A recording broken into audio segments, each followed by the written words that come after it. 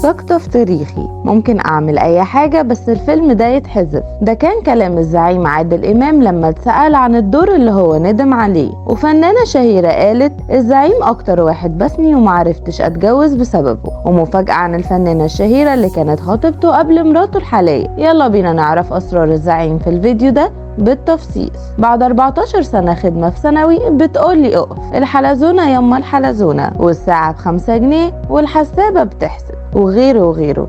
افيهات كتيرة جدا مجرد بس ما بتسمعها بتفتكر على طول الزعيم عادل امام. ومش بس كده، ده انت بتحس انك سامعها بصوته كمان. امه كانت دايما تدعي له وتقول ربنا يحبب فيك خلقه، وتقريبا هو ده سر حب الجمهور ليه، وانه قاعد ومربع لحد دلوقتي في قلوب كتير من الناس. الزعيم عادل امام مهما تعدي عليه السنين يفضل هو نمبر 1 الحقيقي على الشاشة وفي اذهان كل الناس، الكبير والصغير والجيل القديم وكمان الجديد. كله عنده الزعيم عادل امام حاجة كبيرة قوي، من اول ظهوره على الشاشة وهو صغير لحد اخر عمل عمله قبل اعتزاله. الزعيم عادل امام اعتزل من كام يوم بعد مشوار طويل حافل بالاعمال الفنية المبهرة بين السينما والدراما والمسرح، وده اللي اكده ابنه المخرج رامي امام. بس يا ترى ايه سر قرار اعتزال الزعيم المفاجئ؟ رامي امام ابن الزعيم اكد ان والده قرر التفرغ للحياة الاسرية والاستمتاع بالاجواء العائلية وهو موجود بين ابنائه واحفاده، واكد ان صحته بومب وما عندوش اي مشكلة صحية. طب ايه هي رسالة الزعيم الاخيرة قبل الاعتزال اللي قلبت الدنيا؟ الزعيم عادل امام كان وجه رسالة لجمهوره في اخر ظهور له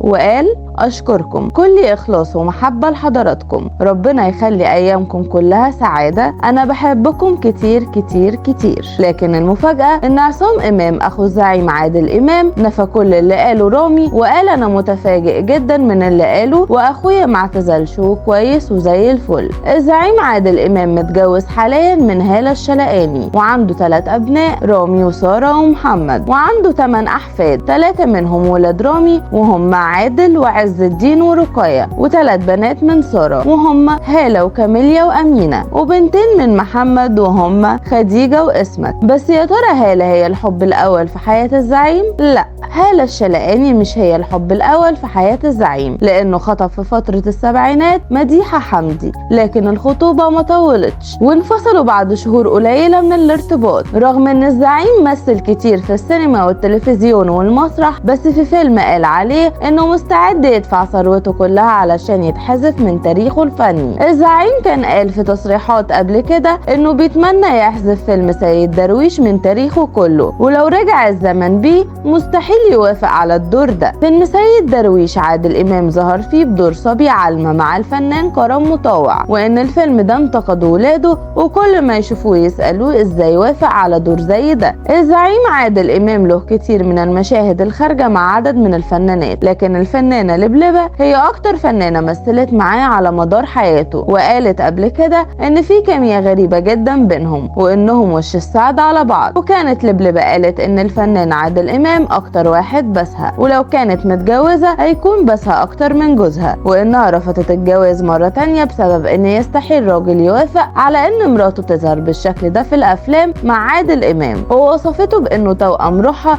اللي ما تقدرش تتخيل حياتها من غيره. وكان للفنانة يسرا نصيب كبير مع الفنان عادل امام، وظهرت معاه في مشاهد اتسببت في انتقادات كتيرة بسبب جرأتها، واللي اخرها كان فيلم بوبوس لما ظهر الزعيم وهو بيقول انا بحب اقلع البنطلون الاول. المشهد ده خلى الدنيا تقوم وما تقعدش بسبب الجرأة اللي كانوا فيها سوا. وفي نهاية الفيديو بتاعنا، هل عادل امام ممكن يرجع للتمثيل مرة تانية؟